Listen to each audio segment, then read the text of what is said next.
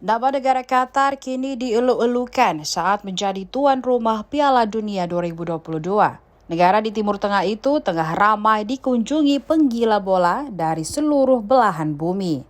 Ternyata semua negara punya hak yang sama untuk menjadi tuan rumah pada ajang sepak bola terbesar dunia itu, tidak terkecuali negara Korea Utara. Negara yang dikenal menakutkan karena dipimpin rezim Kim Jong-un itu nyatanya punya kesempatan yang sama. Bahkan, hal itu sudah menjadi mimpi besar Presiden FIFA Gianni Infantino. Infantino menjelaskan bahwa mimpinya itu bisa menjadi simbol persatuan dunia yang sangat hebat. Tidak tinggal diam, Infantino ternyata sudah berusaha mengawali perundingan untuk mewujudkan niatannya itu. Infantino lantas menggunakan momentum Piala Dunia Wanita sebagai awalan. Sayangnya, pihak Korea Utara menolak tawaran FIFA. Seperti diketahui, Korea Utara sendiri selama ini dikenal sebagai negara yang misterius dan cenderung tertutup. Korea Utara juga memiliki konflik yang tak berkesudahan dengan negara tetangga Korea Selatan. Korea Utara saat ini tengah dikecam oleh Amerika Serikat dan sekutunya